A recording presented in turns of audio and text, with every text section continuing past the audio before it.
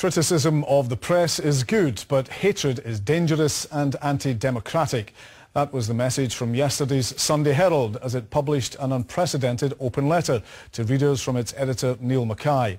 He said the paper, which supports Scottish independence, faced an outburst of anger on social media over its coverage of the recent pro-independence march through Glasgow.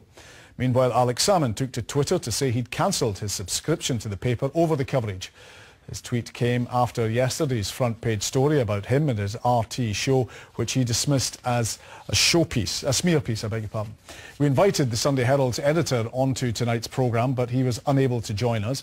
But we are now joined by the journalist and former Labour advisor Simon Pearce, who became a supporter of Scottish independence in 2016, and the blogger Peter Bell, who writes a column for iScot, a pro-independence magazine, whose mission is to report on the stories and angles often missed by mainstream media. Thank you both for joining us. Peter Bell, why are you so critical of the Sunday Herald? Even Neil Mackay admitted that the picture was a misjudgment, I think he put it.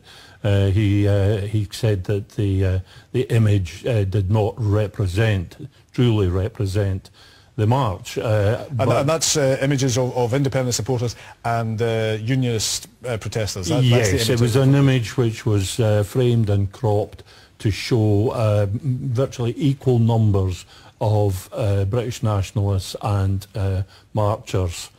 But it went beyond merely failing to truly represent the march. It actually misrepresented the march. It made it look like the unionist protesters were a much larger group than they actually were. And of course there was the caption as well, which sort of rubbed salt in the wounds as it spoke of ugly confrontations. There were no ugly confrontations, and the term confrontations suggests two groups coming together in some sort of aggravated manner, but the groups never got close to one another.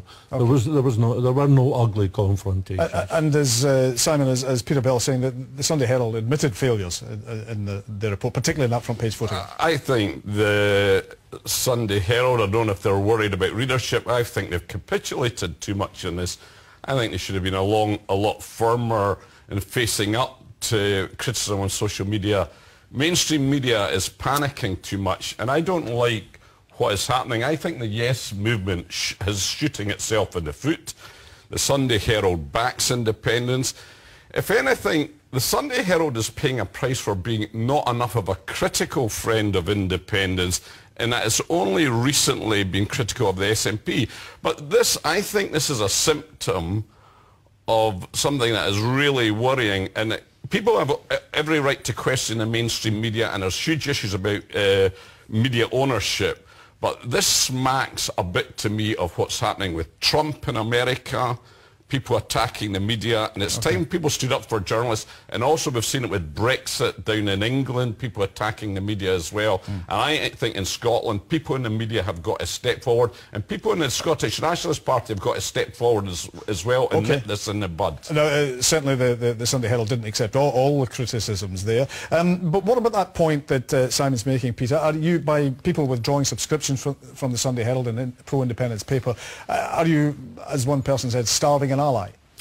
Well, we'll have to question now whether the Sunday Herald is a pro-independence paper. I mean, that was not... It is. Neil Mackay said it is. I know what Neil Mackay says, but I also see what was in the paper.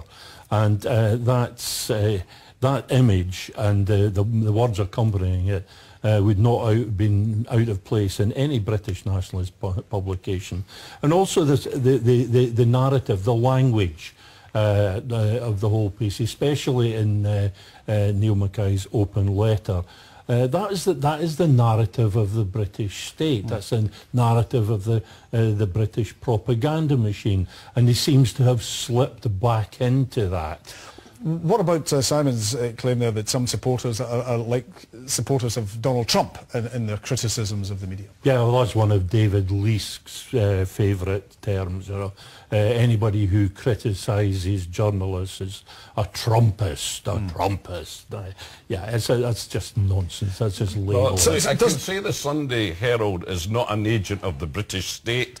It's not part of the propaganda machine. It is ridiculous for the nationalists and Yes supporters to turn on the Sunday Herald like this. Paul Hutchin, I think it was, who wrote the article the week before, and then he's upset Alex Salmond with this piece about Litvinenko's Marina, the widow. Paul's one of the top investigative journalists in Scotland. You look at his record, Peter, he's taken down and exposed Labour politicians, Lib Dems, Conservatives. Well, shouldn't Peter? Shouldn't the media be critical and unbiased? Of course, I don't have a problem with that at all. What we have in the media in Scotland, I prefer to get away from this word bias. There's definitely bias there. I mean, the British media in general is biased in favour of the British state. It is part of the British establishment. We have to expect that it will be biased in favour of the British establishment. The problem is an imbalance. We get these social imbalances. Gender inequality is an example, and usually we address them. Eventually we try to address them in some way. And I think what's happening here in Scotland is an attempt to address this issue of imbalance in the media. And you have to admit there is massive imbalance in the media. And incidentally, I don't think, I am not sitting here accusing Neil Mackay and the Sunday Herald of going over to the dark side. Quite honestly, what I saw when I saw that image and the caption accompanying it was an attempt at sensationalism, which was unfortunate. Simon, does the media have a case to answer? Which part of the media? Does the Sunday Herald have a case to answer? No. If anything, they have a case to answer is stiffen up their backbone. But what about the print media generally? And I do specify the print media because they operate under different rules. Yeah, sorry. I have always said that it was healthier for Scottish politics to reflect the nature of the country and the makeup of it, that there wasn't pro-nationalist newspaper, pro-independence. The Sunday Herald's gone some way towards that. But also other papers, even the Daily Record has gone out of its way to be fair to the Yes movement and nationalists. They have SNP politicians writing for the paper, and there's this paranoia that has kicked off, particularly social media throws fuel on the fire. It's going right across the Western world, and I say it's time for people to stand up, because most journalists go out there, and unlike people on social media, they're checking their facts, the hundreds and thousands of words that go out every day that are either broadcast or on print or online. It's amazing how accurate they are. And for people to attack the media all the time, it's so easy to be an armchair critic. And that most journalists get it spot on every single day of the week. Paranoia in social media, Peter. These are easy accusations to throw around. I think what we're seeing in the Yes movement is a perfectly natural reaction to this imbalance in the media.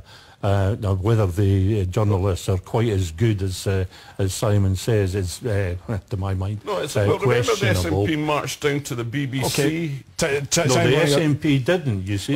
Sorry, very briefly, in a sentence, time running out, but Peter, will you buy the Sunday Herald again, do you think? No.